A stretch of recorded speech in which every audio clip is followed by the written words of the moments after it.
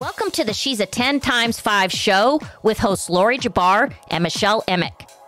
We're bringing public figures, subject matter experts, and other accomplished guests to the Studio 50 table to serve you up the best tips, tricks, and key takeaways that all us midlifers want to know about. Okay, time to join us for some times 5 fun. Let's go.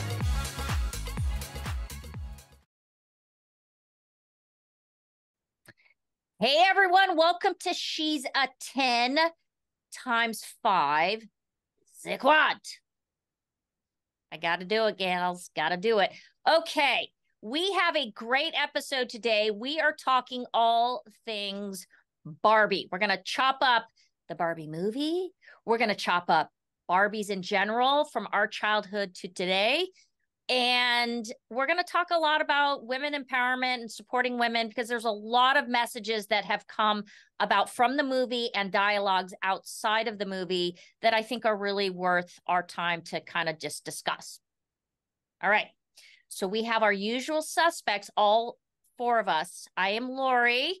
I've got Michelle, who is editor-in-chief of Ask Us Beauty magazine. Hey there. Hey there. Hi. Hi. Use your shoulders when you do that. Hi. And below her, we've got our stand-up comic, Jennifer Arrundale. What's up? Hey, how's it going? It's going, baby. And then we've got our gritty life coach, J-certified life coach, Randi Crawford, with her Mrs. Magoo goggles. She's ready to take her on the highway. Let's go. Let's go. All right. Okay, I have a funny little thing to tell you, and then we'll go around the horn with regards to the movie. So I've been really busy, and kind of my schedule got discombobulated. So I had to kind of squeeze in my viewing of the Barbie movie because this time I 100% wanted to see it before we talked. And so I was leaving the house to go to said Barbie movie, and my boys, my 2 college-age boys, said, "Where are you going, Mom?" And I said, "I'm going to see the Barbie movie." And they had a look of kind of interest and curiosity and said, "Wow, okay, the Barbie movie?" And I go, "Yeah."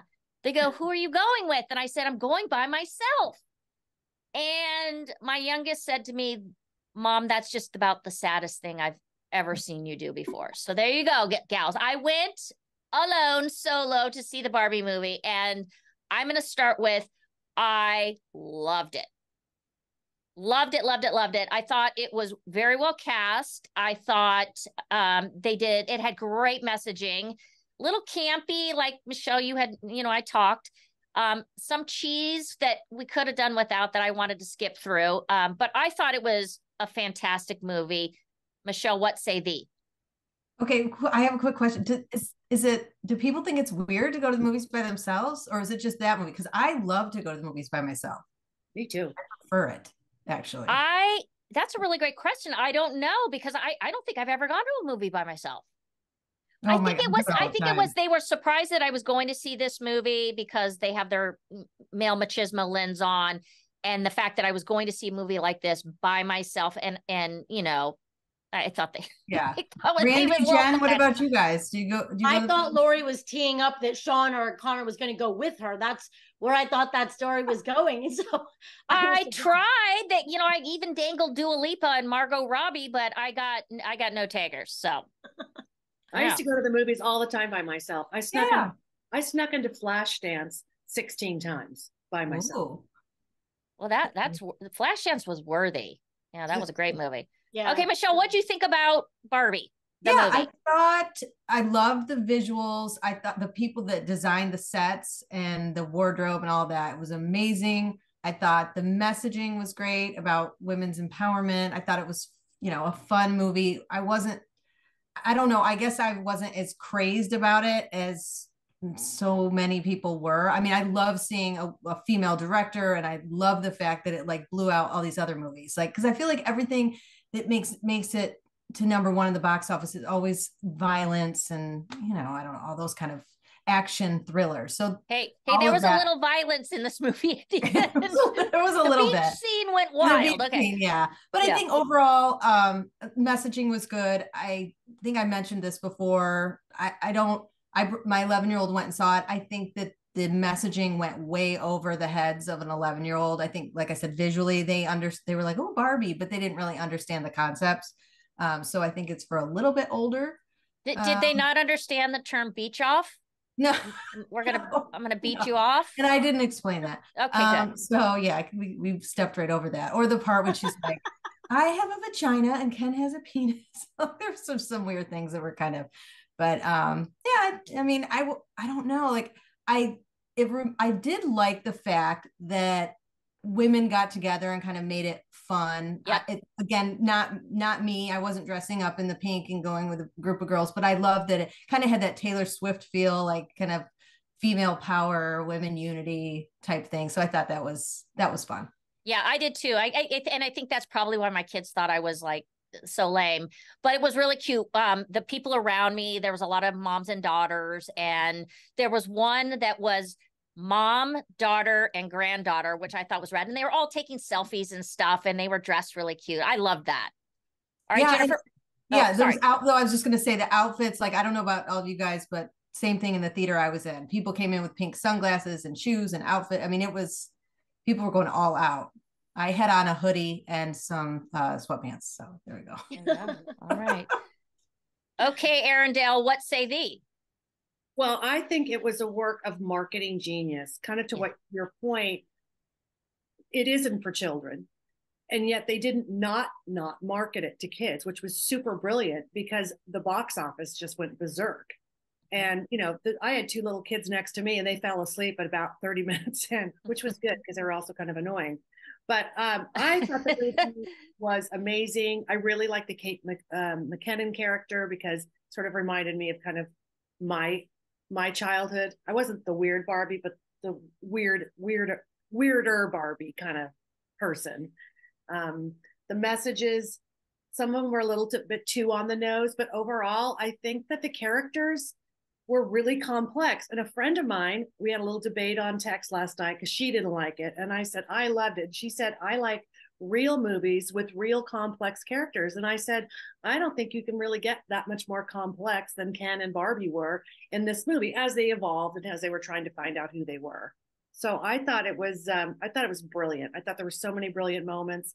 I cried a little bit. I was just really struck by Greta's vision of how she wanted to kind of push through her messages that were pretty even too. I mean, Ken, you kind of feel bad for him, but he's trying his best, like everybody else, just trying to find out who we really are. Hey, did you notice that Ken stole our tagline? Like, he is me or whatever. Like, she is me. He was like, Ken is me. I was dying. I'm like, hashtag that, motherfucker. Okay. Randi, let's go. I have no idea what you're gonna say here, so I am waiting with bated anticipation. I am coming in hot, and I completely disagree with everything. I'm gonna start with this. I loved, so I'll always start with a positive. I love that it was Greta who did it, a woman. I love that a woman achieved the success that she achieved with marketing this movie. I think Anheuser-Busch could take a page from her book. It was so brilliant. I love that women celebrated wearing the pink, going as groups of friends. All of that I give a hard yes to.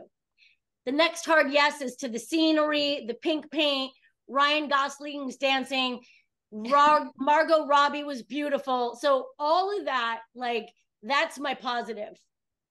But I don't give a shit what anyone says. Somebody has to start explaining some messages to me, because here's what I hated about the movie, and it's a lot. Let's start with the fact that first of all, this movie was doing nothing but just spewing messages at me the whole time.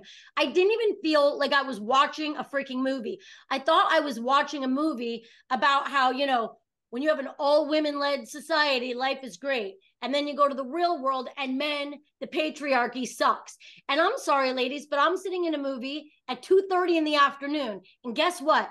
There wasn't one single man in the entire audience because they are probably at work. That might be a sexist thing to say, but that's a fact. So I am super sick of our society shitting all over men and our sons and acting like they are part of this awful patriarchy.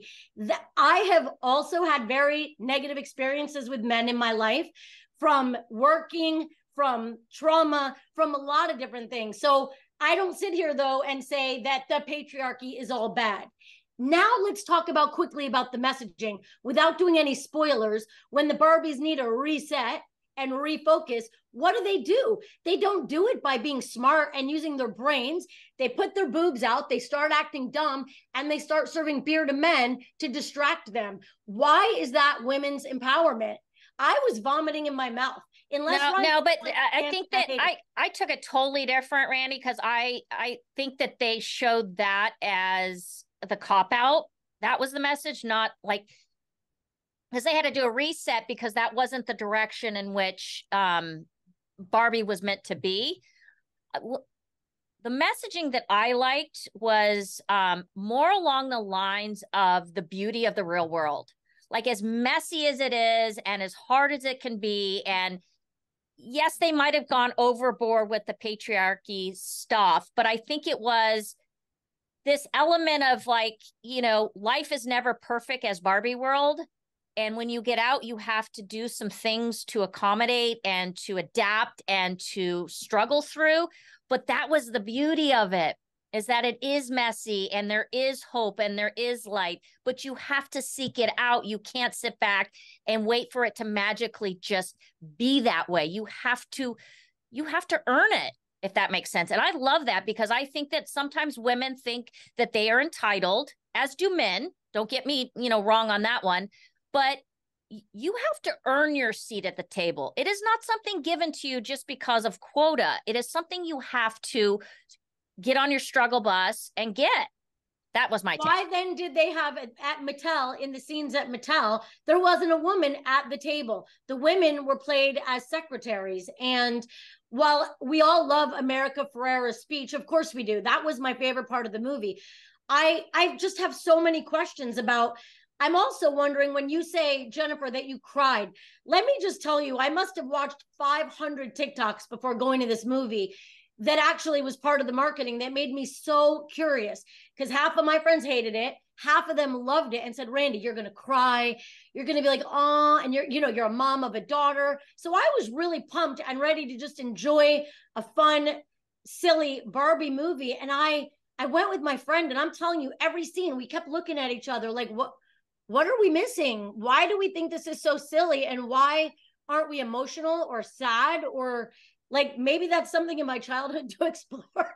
I don't know. I mean, I think there was like a lot of wink, wink, nod from Greta to why she made those choices. And, Mattel with all those men sitting around the table, you're right. That's ridiculous. That's absurd. But that was the point. It was over the top.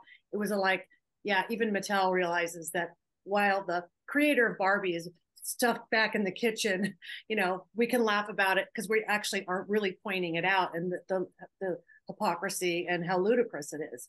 Yeah, but isn't it, back then, aside from Ruth, who created Barbie, were there any other women at the table? Now, interestingly enough, I used to go to Mattel and do testing for toys. And I mean, I wasn't up at the corporate. No surprise there. I wasn't, I didn't see the C-suite, but there were certainly many women that were working at Mattel, probably not in leadership roles. I can't think there was that many. I mean, even now, there's not. That's just how it was then. I mean, it is probably. I don't think that's that far off. I totally see what you're saying, Randy, but at the end of the day, there's probably not too many that were sitting around that boardroom. There's probably. I think that's exactly right. And that's what Greta was saying. There weren't any women. And yeah. Well, I thought to answer your question, Randy, the part that I felt was touching, was 100% the mother-daughter kind of dynamic where, haven't we all felt that way, where we feel lost or we feel invisible in our own homes, and we're trying to respect our growing kids and what they're doing and their ideals and respect it. But we so long for the days when we would get on the floor with them and have these connections. I mean, it was never Barbies in my household. Boys, but it was Hot Wheels. But I think that was the thing. And to see them get that reconnection back, and all of a sudden the daughter realized different things about her mom. I thought that was touching. Yeah, I think what I was gonna say is everyone's gonna have a different reaction to it. I did not cry either, Randy. And when you were saying you watched all these TikToks, I had heard all this leading up to again from my daughter wanting to watch it and people commenting like, oh, it's not appropriate for little kids, or so I went in almost, I was like, I went in with a different frame of mind because I was like, what I didn't know what to expect. So maybe there was some of, because I didn't cry either. Maybe there was some of that on your end too, because you watched all those TikTok videos. You're kind of waiting to be like, all right, what's emotional here? Yeah. Yeah. And I'm not saying, Laurie, I hear you with the whole relationship with the mother-daughter, but I don't know. I can tell you guys that I watch a lot of movies. My husband and I, that is one thing we love to do. And it does not take a lot to make me emotional. As I told you ladies before the show, I got emotional at pickleball today. So I can get pretty emotional pretty easily. And I just kept trying to feel the feels. And I never like remotely got there. And I wasn't even like, I never had that connection that you connected to. The thought of that makes me sad, right? Now that we have adult kids that are adulting and our whole, structure of our house is very different than it once was. I can think about that and it can make me sad. But this movie, it was so silly. I think there was so much silly to the movie that it never touched those deep buttons with me. Yeah. Not even the dance sequences. That's the only part I really liked. God, he's good. He's so adorable. They did a great job. I thought they did a great job in those roles. They did a great job casting. Mm-hmm. Yeah.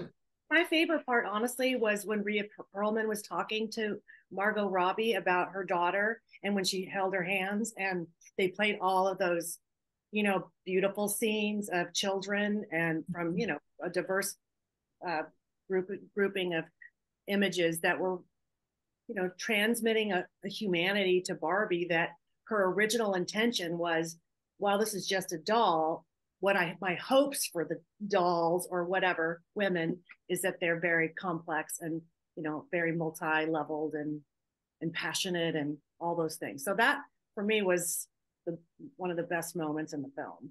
Yeah, I definitely walked out of there, honestly, and maybe this, Randy, I'm off your Christmas card list after this one, but I actually walked appreciating the shitstorm of life, the hairball of life. It kind of gave me a little perspective. And yes, I don't know. I think maybe it was that scene where you realize, God, here's this doll that comes into the real world and doesn't want to go back because that's where the good is. That's where the good stuff is at. And it's so true.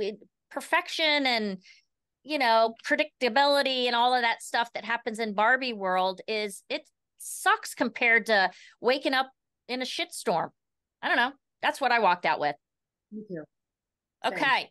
All right. Let's talk Barbie, because what's really interesting, and I had one luncheon last week, and this is another mixed bag, you guys, is some people played with Barbies and have fun memories of Barbie.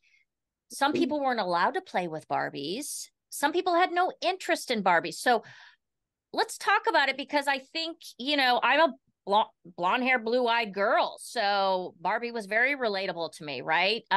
Jennifer, let's talk your relationship with the doll. Well, interestingly enough, I didn't really play the traditional Barbie doll. I mean, what I thought would be, the mom, the housewife, whatever they were thinking they might do. I lashed her to the front of my bicycle and, went over motocross tracks with her. That was my relationship. She was my pal that I would take on adventures. I didn't really buy into, playing with dolls per se. So that was my relationship. And also, I definitely painted their faces in strange ways, just like Weirdo Barbie was portrayed in the film. I have no doubt that you did that. Yeah, you know what? People used to call me Skipper. That's how I know. I was like, because I was so tiny compared to everybody. So they called me Skipper. But we used to have, our afternoons were like, bring your Barbies over. I mean, it was part of our day-to-days during the summertime. I don't know, Randy, I can't wait to hear your relationship with Barbie. Well, I had to text my mom and say, Mom, because it's true, I don't have like the greatest memories. I don't know why. I just don't have a ton of memories of when I was little, except for everything was you know, I was a total tomboy and I was outside basically 24 hours a day. And I said, Mom, I have no memories of playing with Barbies, but what are your memories? And she's like, you didn't have Barbies. So I never played with Barbies. But now when my kids were little, the same thing, they always had American Girl doll was so big when my daughter was little. So she had the whole American Girl doll, the one that looked just like her. She had several other dolls. We had all the clothes and everything. But I remember she did have a friend when she was little, and they had a bunch of Barbies. And like we were at a big parent party one time, and then like one of the little boys had taken the Barbie and cut all their heads off and their hair off, and they were all in a closet. It was a lot of drama. So no, not a lot of Barbie activity in my house. I just have that one thing that I remember from when my own daughter was little. Okay, what about you, Michelle? What do you think? I'm curious. What do you think? Was I a Barbie girl? I think so. I mean, I was a jock too. I was very tomboyish. I was very sporty, and I loved to play tag and do all the shit with the dudes too. But I did love my dolls. I think you're probably the same. I was not. Oh gosh. I don't have any. I was thinking that too, Brandy. I'm like, I'll have to ask my mom. I don't remember playing with Barbies. We were like, go outside and come home when it's time for dinner. And if we did, it would be same thing, Jen. We would have like, you know, ripped the heads off and rode our bikes over them. I don't have a lot of memories. That Cabbage Patch Kids, I did have one of those or a couple of those, but Barbies weren't my thing.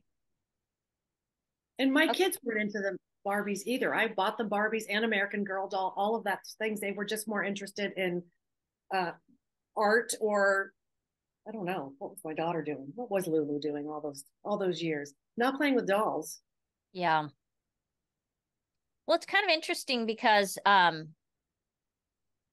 be curious what your all's take on this is that, do you think there was a lot of moms back in our generation that kind of boycotted Barbie because of the idyllic image of what she looked like and what she represented? I mean, do you think moms were enlightened back then on that, or?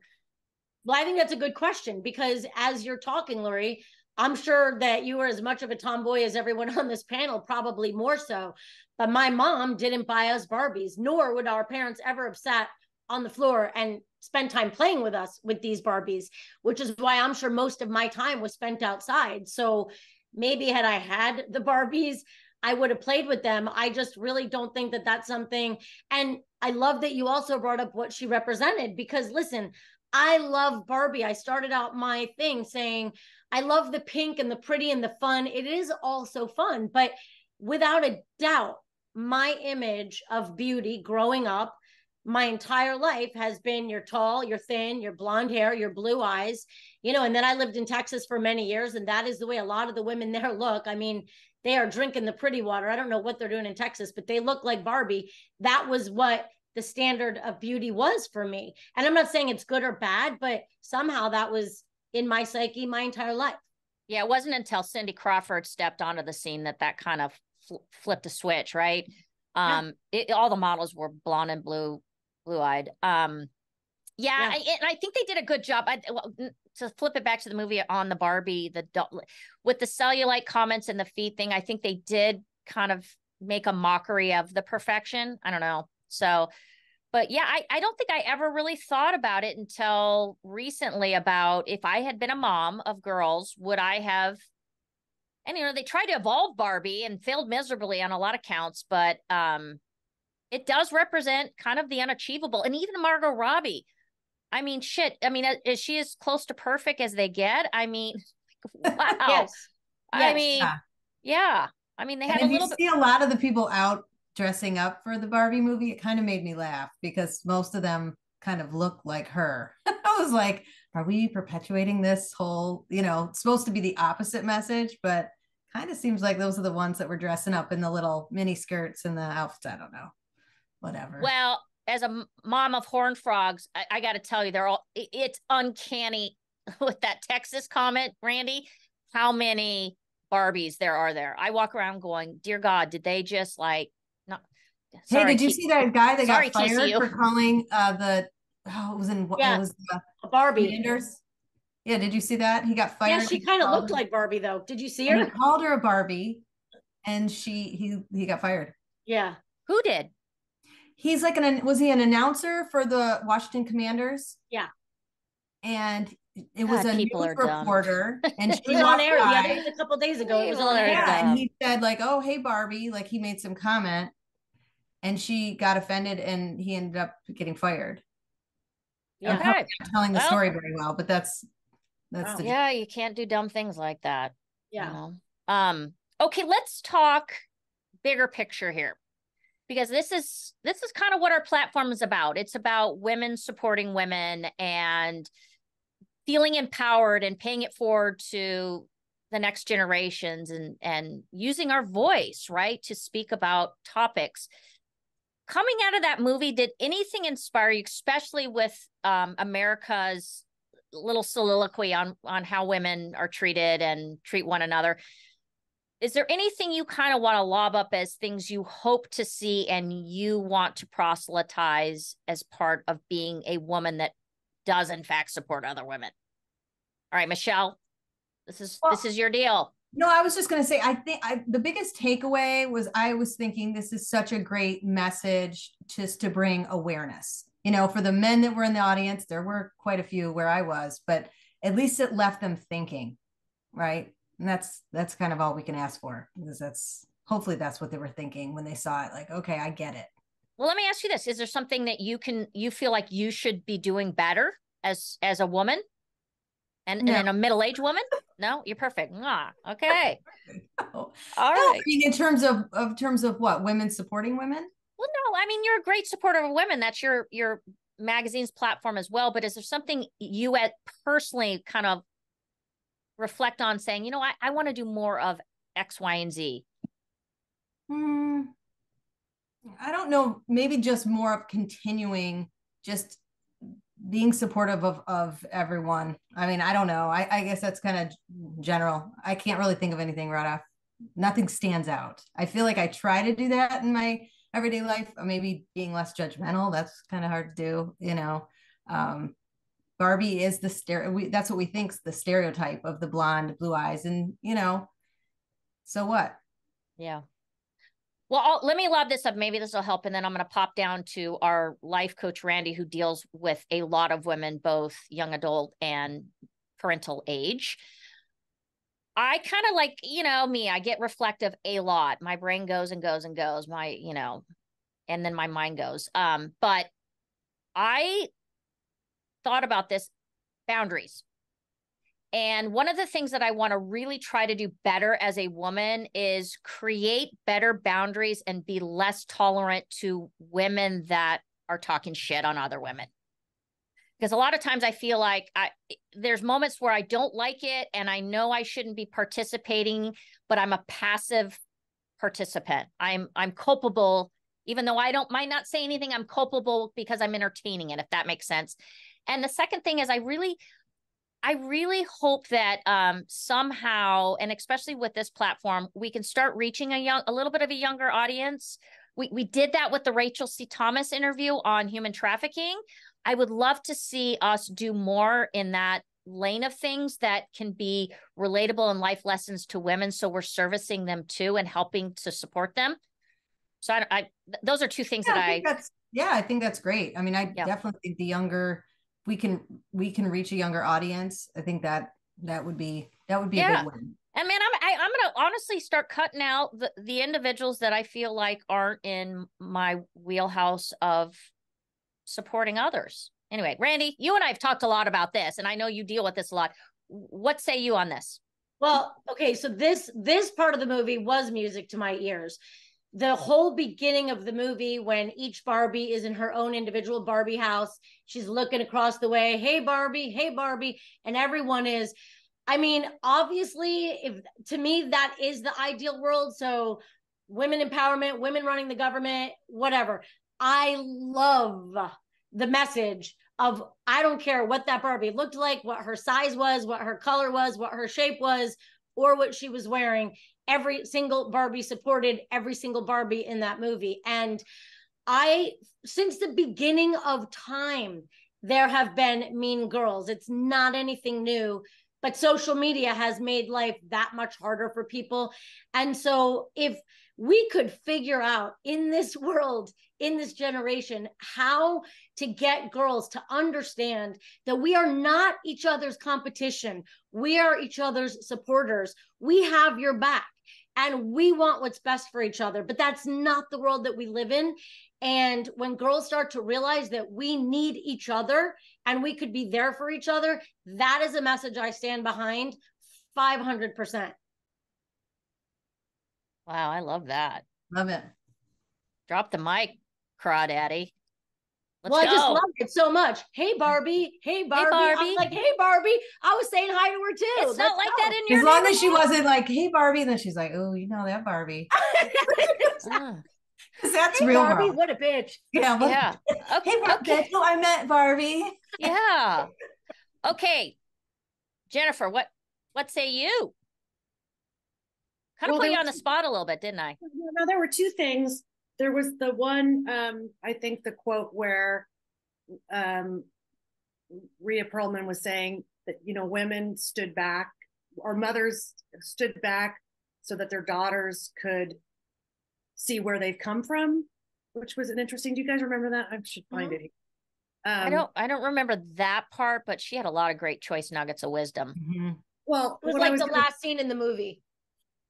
Yeah, I mean, I feel like my mom definitely, you know, she was the typical housewife, kind of somewhat submissive to my dad and all of those typical housewifey things. And so I saw that, and not, I mean, and I love her and she's great, but she definitely left a lot of room for me to do some things differently, and which I feel that I have.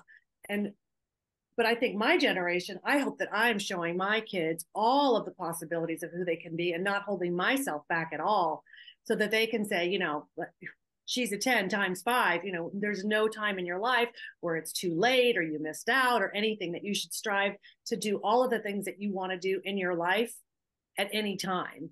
And there are, you know, you don't have no restraints, and people shouldn't put them on you, and you shouldn't let people put them on you. So that's my. I love that. Well, and I mean, you're walking that talk by doing stand up at the Improv every weekend. I mean, right? So kudos to you. Myself, and I think that my children, you know, it's always really unexpected, but they tell me they're really proud of me, and my friends say that, you know, we're so proud of you, and a lot of people, I think that they find it encouraging. I hope that it's just never too late, and that would be a message I would like to keep pushing throughout, you know, our generation and our female population and our kids and our friends and the whole group. That's kind of what I'd say. We did good today, guys. Did we not? This was a great quad.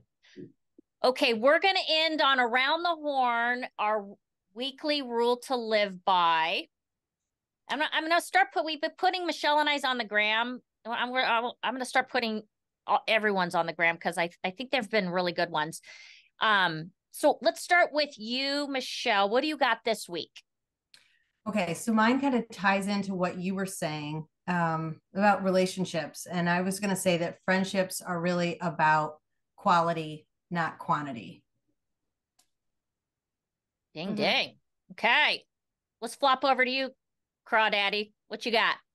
Well, you know, I'm always short and sweet, but I feel strongly, because of things that have happened this week, you always have to trust your gut. And no matter what, a mother knows best. Yes. Okay, Jennifer, what do you have? Wow. You know, I was on this girls' weekend, and there was a little bit of, I guess, gossiping is the best word for it. And honestly, I got to the point where I'm like, okay, I feel like we've gone around and round with these same topics. And can't we just talk about making something, inventing something, new ideas, instead of talking about each other, talk about ideas. So that's what I would say. Talk about ideas. That's a great way to put it. That's a good one. Okay, I have two, but I think given the conversation, I'm going to go with this one. For all of those people wishing to see you fail, wake up every morning and massively disappoint them. Love it. You like that one? Yeah. So all you women that wake up and you feel like you have naysayers or people that aren't rooting for your wins and they're hoping that you don't win, wake up and say, I'm going to disappoint you.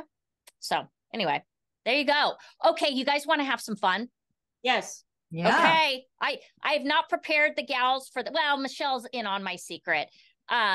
So I have been doing leading up to my birthday. Randi, you've been part of my little journey, and Michelle, you were part of one of mine a week or so ago.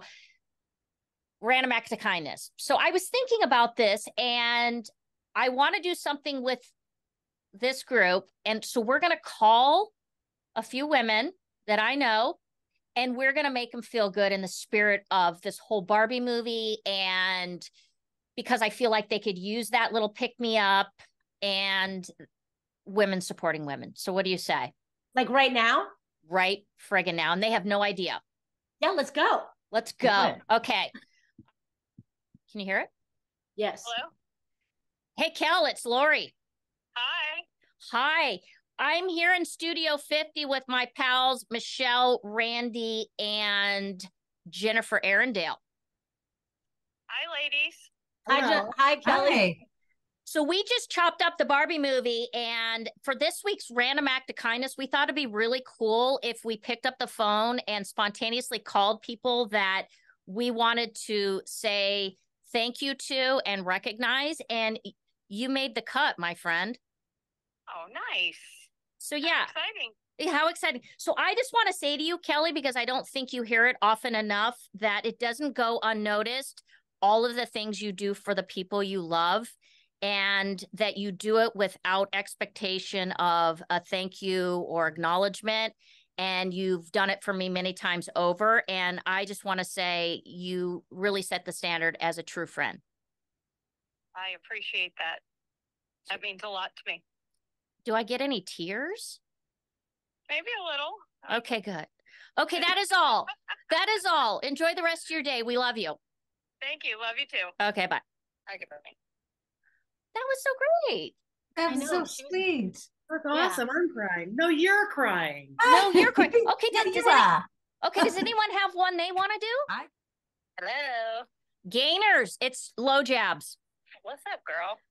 Hey, we're here at Studio 50 with Randi Crawford, Jennifer Arrundale, and Michelle Emick, and we are live right now. Okay. Okay, so listen, pal, I'm doing these random acts of kindness with the girls, and we just kind of chopped up the Barbie movie, and we talked about how it's so important to, tell other women that they mean a lot to them. So you're on our list, and I just wanted to tell you that I really appreciate, as a fellow woman and one of your pals, how you always have everyone's back, and you're very real and authentic, and you don't put up with bullshit. And I feel like I can call you and tell you anything, and you will always show up for me. And for that, I am very grateful. Aw, that was very sweet. Okay, now what's coming? Now what's coming down the pipe? I feel like, But you're also an asshole. Have a great day. Goodbye. Bye. Okay. We should do one more. Someone's got to have someone in their life. I know. I'm like, Let me call Lulu. who's Lulu? My daughter? Oh, I know it. Yes. Call your daughter. That's Call Lulu Arrundale. Okay. Hi, Lulu. Hi. How are you, honey? I'm on the train. You're on the train? Well, I'm on my podcast with my hosts, Laurie, Michelle, and Randi, and we're on our podcast, and we're calling people with a random act of kindness because we just watched the Barbie movie and we want to empower women. And I just wanted to call and acknowledge how much I admire you and how hard you're working and how you're such a good friend to me and so many of your friends. And I just wanted you to hear that. And now you can say something nice about me. Oh. Their word of affirmation to my lovely mother. Aww. Mom is great. She's hilarious. She always knows. And yeah, everybody loves her. She's just the best. And I want her to know that too. Oh, okay. That was it. Thank you so much. That's so nice. It was somewhat of a rhetorical question, but I appreciate that you said those things, honey.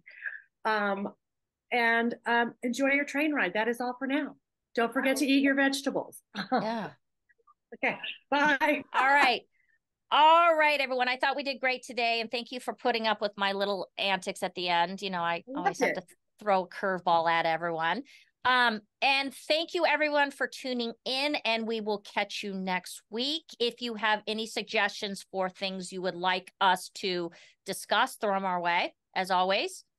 And you can catch Randi at Randi Crawford Coaching. I did it right that time. Right. Both her I'm holding website, my breath.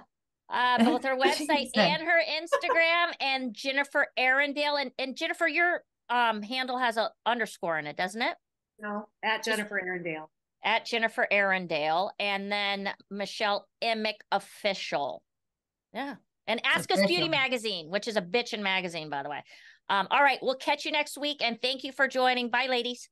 Bye, thank you. Bye, Barbie. Bye, Barbie. Bye, Barbie. Bye, Barbie. Bye, Barbie. Bye, Barbie. Bye, Barbie. Bye, Barbie. Follow us on Instagram at She's a 10 times 5. You can click on the link in our bio to listen to all of our previous episodes, as well as check out our live video interviews over our YouTube channel. You can also find us on Apple, Spotify, iHeart, pretty much wherever else you decide to listen to your favorite podcast. Don't forget to hit subscribe.